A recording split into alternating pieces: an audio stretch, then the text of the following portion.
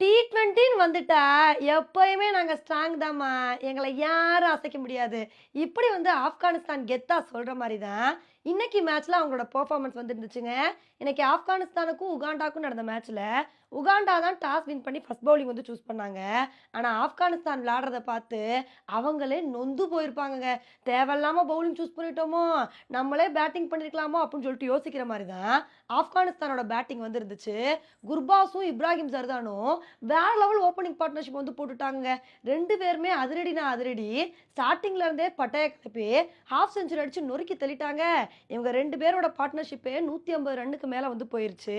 உகாண்டானால 15வது over வரைக்கும் wicket எடுக்கவே முடியல. ஸோ இவங்களோட பெர்ஃபார்மன்ஸ பார்த்து நம்ம என்ன நெனச்சோம்னா, இவங்களோட பார்ட்னர்ஷிப் அப்படியே வந்து கன்டின்யூ ஆச்சு அப்படின்னா, 2 பேருமே செஞ்சுரி அடிச்சு பட்டைய கிளப்ப போறாங்க. ஸ்கோரும் தாறுமாறா வரப்போகுது அப்படின்னு தான் நெனச்சோம். அப்பதாங்க ஒரு கட்டத்துல வந்து 15வது ஓவர்ல இப்ராஹிம் சர்தான் வந்து அவுட் ஆயிட்டாரு. அவர் அவுட் ஆன அடுத்த ஓவர்ல குர்பாஸும் வந்து அவுட் ஆயிட்டாரு. இத வந்து பார்க்கும்போது நம்ம என்ன நெனச்சோம்னா, இப்பவே இவங்க 2 பேரும் சேர்ந்து 150 ரன்னுக்கு மேல வந்து எடுத்துட்டாங்க. பின்னாடி வர பேட்ஸ்மேன்ஸ் வந்து இதே மாரி ஒரு அதிரடியான ஆட்டத்த வெளிப்படுத்துனாங்க. கண்டிப்பா இன்னைக்கு ஆப்கானிஸ்தான் வந்து 200 ரன் எடுத்துருவாங்க அப்படின்னு நெனச்சோம். ஆனா பின்னாடி வந்த பிளேயர்ஸான நஜிபுல்லா, குல்பாதீன், அஸ்மதுல்லான்னு சொல்லிட்டு யாருமே ஒரு உருப்படியான ஆட்டத்த வந்து வெளிப்படுத்தலங்க. வர நடைகட்ட அப்படின்னு சொல்லிட்டு கிளம்பிட்டாங்க. இதனால 20 ஓவர் முடிவுல ஆப்கானிஸ்தான் வந்து 183 ரன் வந்து எடுத்தாங்கங்க. இந்த ஒரு ஸ்கோர பார்த்தோனே நம்ம என்ன நெனச்சோம்னா, உண்மையிலே இந்த பிட்சுக்கு இது ஒரு பெரிய டார்கெட்ப்பா. ஏன்னா இந்த பிட்ச பொறுத்தவரைக்கும் 120, 130 ரன் எடுக்கிறதுக்கே தடுமாறுறாங்க.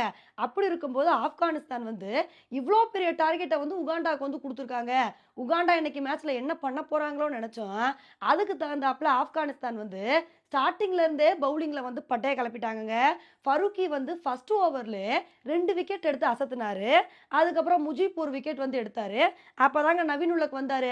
நீங்க மட்டும் தான் விக்கெட் எடுப்பீங்களா? நானும் விக்கெட் எடுப்பேன்னு சொல்லி, அவரும் ஒரே ஓவர்ல 2 விக்கெட் எடுத்து அசத்துனாரு. இதனால ஒரு கட்டத்துல உகாண்டாக்கு 18 ரன்னுக்கே 5 விக்கெட் வந்து போயிருச்சுங்க. இந்த மாரி சிச்சுவேஷன்ல வந்து தத்தளிச்சுட்டு இருந்தாங்க. சரி அவ்வளோதான் இன்னைக்கு உகாண்டா வந்து வேகமா ஆல் அவுட் ஆக போறாங்கன்னு நெனச்சோம். அதுக்கப்புறம் கொஞ்சம் இன்னிங்ஸ வந்து பில்ட் பண்ணி ஓரளவுக்கு வந்து கொண்டு வந்தாங்கங்க. சரி கடைசி வரைக்கும் நின்றுவாங்க, ஓரளவுக்கு தாக்கு பிடிச்சுருவாங்கன்னு நெனைக்கும்போது, அப்பதான் உகாண்டாவுக்கு எமனா திரும்ப வந்து ஃபரூக்கி வந்தாரு.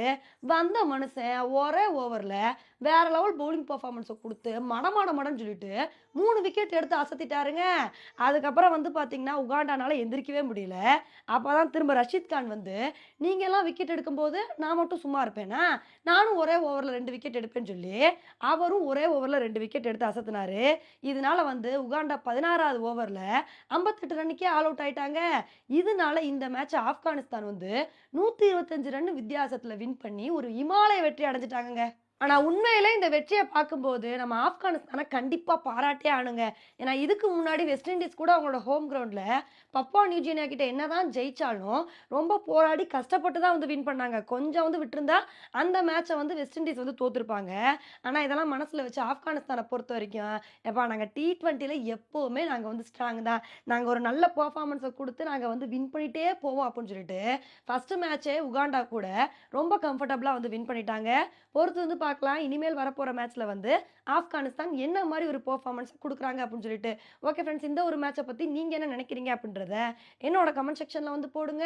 இதே மாரி இன்னொடிலாம் உங்கள வந்து மீட் பண்றேன். Bye friends.